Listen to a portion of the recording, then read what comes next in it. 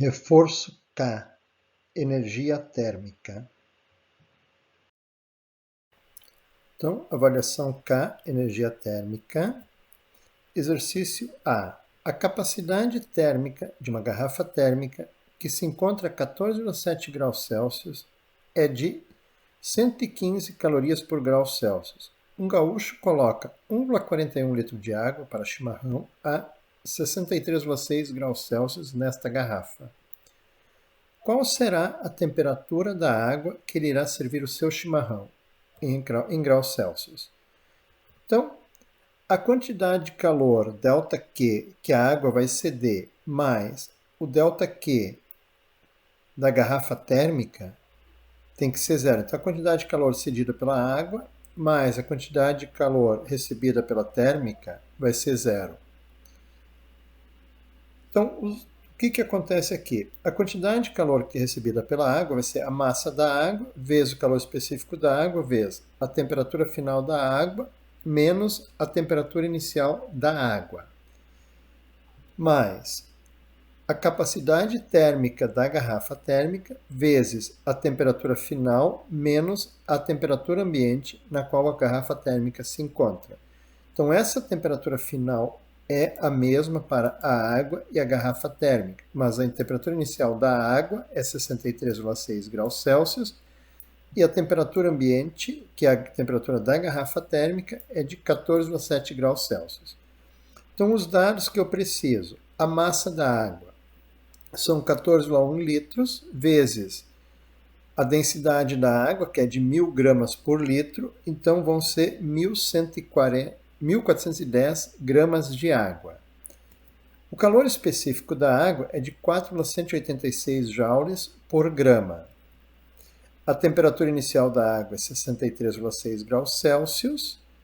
A capacidade térmica da garrafa térmica é de 115 calorias por grau Celsius. Então, 115 vezes 4,186, para converter para joules, é de 481,39 joules por grau Celsius. A temperatura ambiente é de 14,7 graus Celsius, que é a temperatura inicial da garrafa térmica. E aí, substituindo os dados na equação, eu vou ter massa da água vezes o calor específico da água, vezes temperatura final menos a temperatura inicial da água, mais capacidade térmica da garrafa, vezes temperatura final menos a temperatura ambiente, que é a temperatura inicial da garrafa térmica. Então, 1.410, que é a massa da água, vezes 4,186 é igual a 5.902,26. Então, vou ter 5.902,26 vezes a temperatura final menos 63. Agora tem que aplicar a propriedade distributiva. O 5.902 multiplica pela temperatura final e multiplica pelo 63,6. O 481 vai multiplicar pela temperatura final e pelo 14,7. Então, 5.000 vezes a temperatura final permanece. E 5.902 vezes 63,6 negativo vai ser igual a. Então, vou ter aqui, 5.902,26 temperatura final menos 375.383,7. Mais, agora, 481,39 vezes 14,7 negativo igual 7.076,433. Então, a segunda parte, propriedade distributiva aplicada, 481,39 vezes a temperatura final e 481,39 vezes menos 14,7, temos isso aqui. Então, agora, os termos que têm temperatura final vão ser somados e os termos que não têm temperatura final também serão somados e isolados. Então, eu vou ter aqui termos que têm temperatura final 5.902,26 mais 481,39. 6.383 vezes, 65, vezes a temperatura final, menos. O outro termo é 37,5383,7 negativo menos 7076,4 igual menos 382.460,1. Então, esse número aqui vai para o outro lado e vai ser dividido por 6.383,65. E eu vou ter a temperatura final de 59,91 graus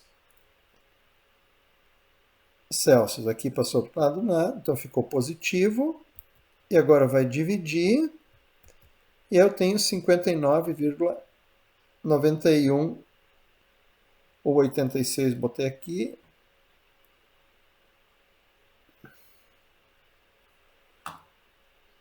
Trinta e oito, 24, 60,1 dividido por 63,85. Fiz algum arredondamento diferente quando fiz o roteiro do vídeo. Então, a resposta final, 59,9 graus Celsius. Então, independente dos arredondamentos, a resposta é a mesma, 59,86, arredondaria para 59,9 também. Agora, próximo exercício. Um carro de 1.025 kg está equipado com 4 discos de freio de 5.020 gramas cada, confeccionados em ferro.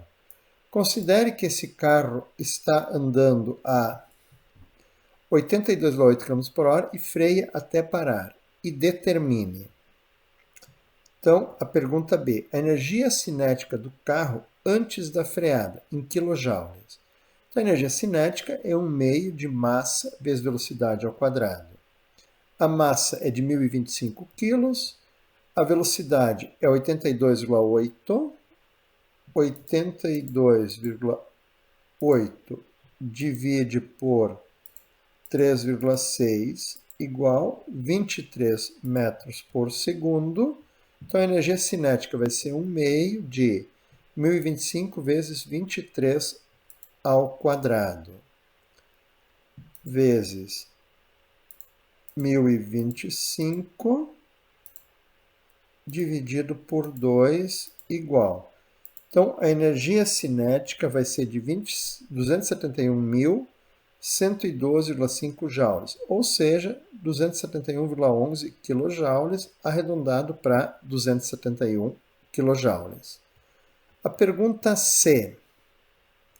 O aquecimento que essa energia cinética poderia provocar nos discos de freio se estes não tivessem ventilação ou refrigeração?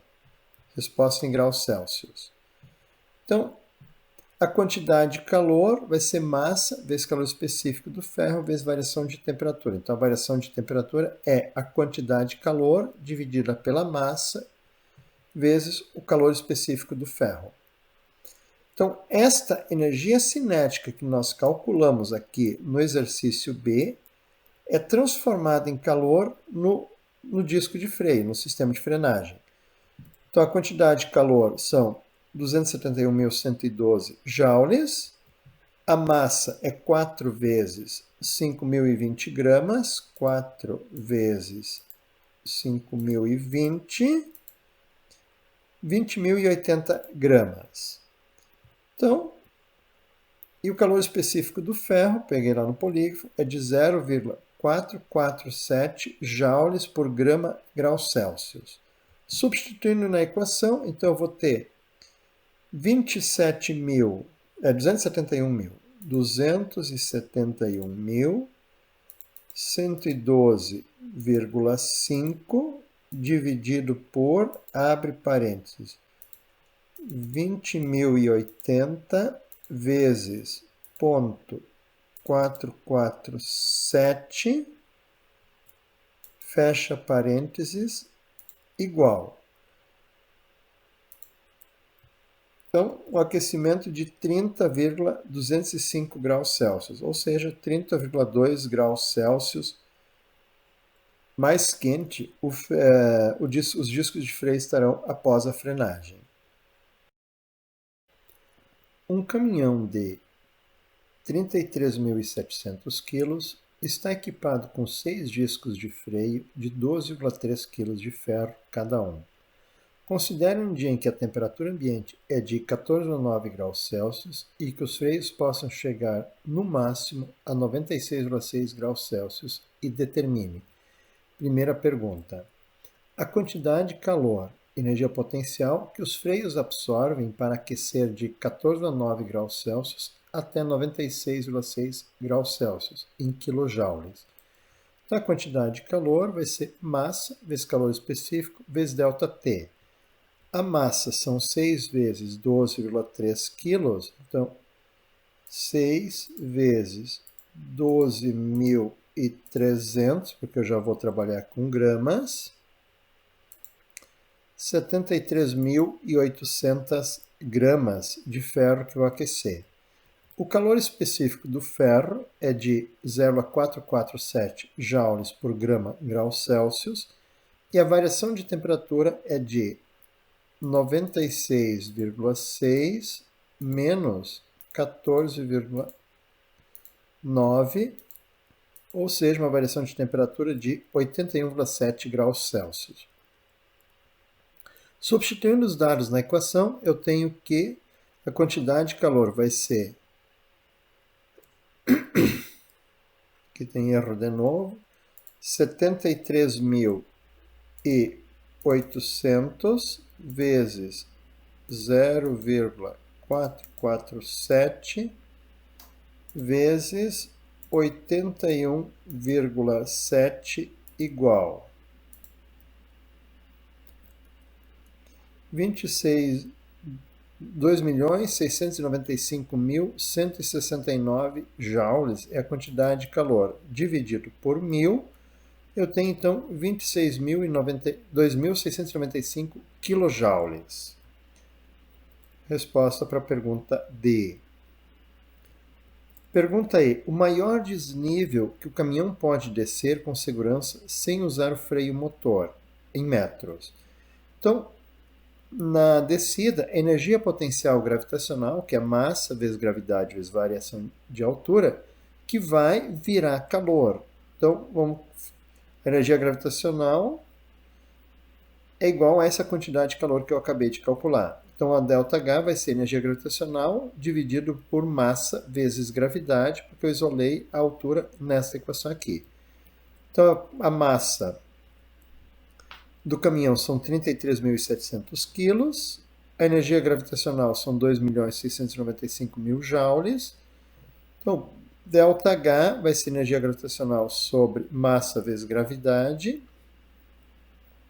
2.695.168 dividido por, abre parênteses, gravidade 9,81 vezes a massa do caminhão 33.700 quilos, fecha parênteses, igual 8,152 metros. Então, se um caminhão descer um desnível maior do que 8,15 metros, pode haver um sobreaquecimento dos freios. Então, a resposta, item E, a 8,15 metros. Pergunta F. Um motor com 97,1 kg de ferro deve ser aquecido de 13,9 graus Celsius até 119,6 graus Celsius. Considere o poder calorífico de 39.800 joules por grama da gasolina e determine a massa da gasolina que é consumida no aquecimento, em gramas.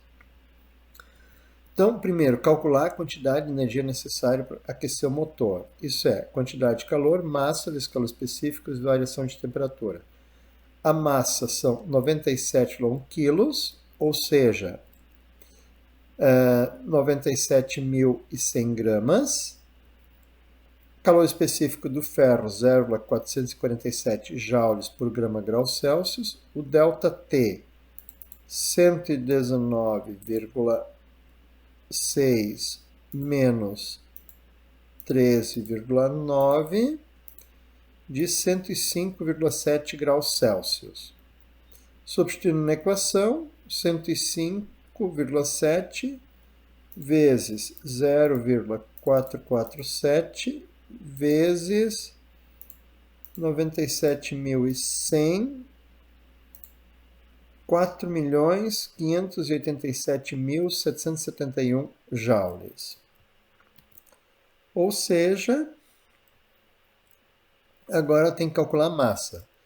Então, para calcular a massa da gasolina, eu vou usar a equação quantidade de calor é poder calorífico vezes a massa da gasolina que vai ser consumida. A quantidade de calor, acabamos de calcular, 4.587.000. O poder calorífico foi dado no exercício, 39.800 joules por grama. Então, divide isso aqui por 39.800 e eu vou ter uma massa de 115,27 gramas para responder a pergunta F. 115 gramas, então. Um motor com rendimento de 28,4% opera fornecendo uma potência de 10,4 CV. Do calor dissipado, 44,1% passa pelo radiador, o restante eliminado com os gases resultantes da combustão. O líquido refrigerante água vai do radiador para o motor com temperatura de 95,7 graus e depois passa do motor para o radiador com temperatura de 124,9 graus Celsius. Determine. Primeira pergunta.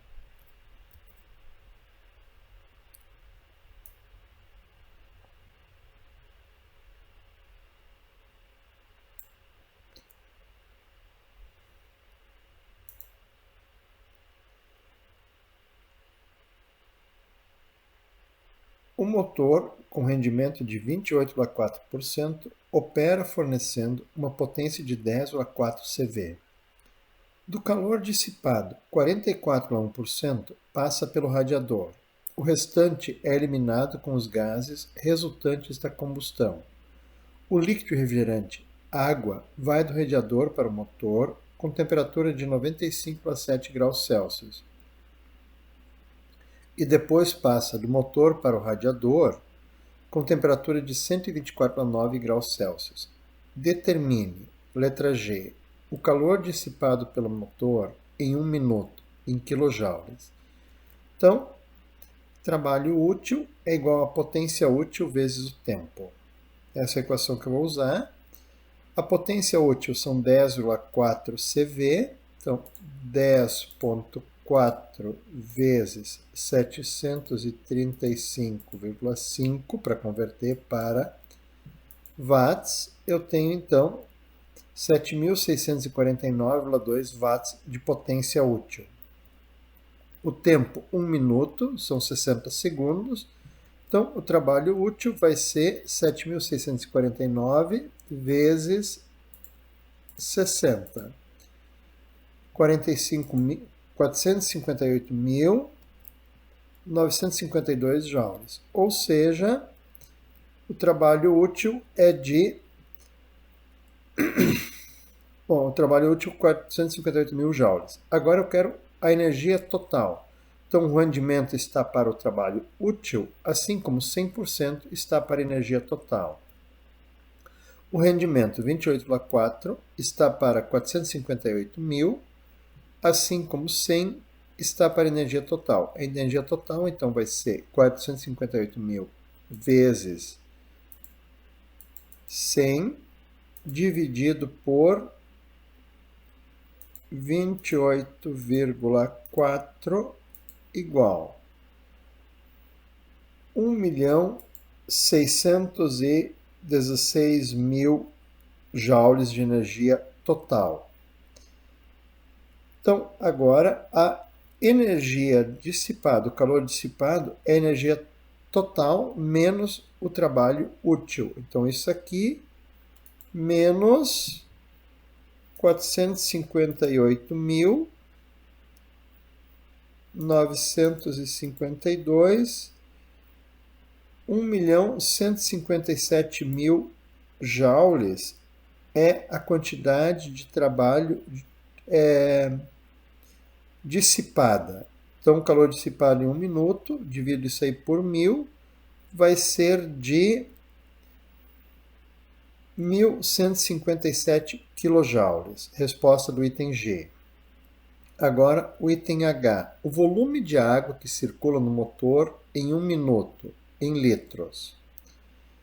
Então, 44,1% da quantidade do calor vai para o radiador e 100% da energia dissipada. Então, 100% está para a quantidade de calor dissipada, 44,1% está para a quantidade de calor que circula no radiador. Então, isso aqui vezes 44,1 dividido por 100. Então, eu tenho 510 mil joules que circulam pelo radiador. Agora, a quantidade de calor que circula pelo radiador é massa da água vezes calor específico da água vezes ΔT. Então, a massa vai ser a quantidade de calor que circula no radiador dividido por C ΔT. A quantidade de calor acabamos de calcular, 510 mil joules. O calor específico da água é 4,186 joules por grama grau Celsius. E o ΔT é 124,9 menos 95,7 igual 29,2 graus. É o aquecimento da água no motor e consequente resfriamento dela no radiador. Então, a quantidade de calor vai ser os 510.271 dividido por, abre parênteses, 4,186 vezes 29,2, fecha parênteses, igual. Então, a massa é de 4.174 gramas. Então, com isso, agora vamos calcular o volume. Densidade é massa sobre volume, então o volume vai ser massa dividido por densidade. A densidade da água é 1.000, então o volume vai ser este valor dividido por 1.000, vai dar 4,174,6 litros. Ou seja, a resposta do item H é de 4,17 litros de água que circulam pelo motor a cada minuto. Então, última pergunta. I. Uma oficina oferece lavagem quente para os veículos. Sabendo que são consumidos 201 litros d'água para lavar um carro e que a água da lavagem deve estar a 72,3 graus Celsius, calcule quantos quilowatts são consumidos para cada lavagem, quando a temperatura ambiente é de 30,6 graus Celsius. Então, a resposta em quilowatt-hora. Primeiro, quanto calor precisa para aquecer a água? Massa vezes calor específico vezes variação de temperatura. Então, a massa é densidade vezes volume, 1.000 vezes 201, então 201.000 gramas. Calor específico da água, 4,186 joules grama grau Celsius. E ΔT, 72,3 menos 30,6, 41,7 graus de variação de temperatura. Então, a quantidade de calor vai ser 41,7 vezes 4,186 vezes 201.000.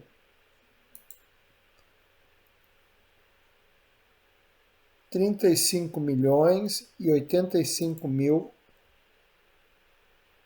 joules. 1 kWh são 3.600.000 joules.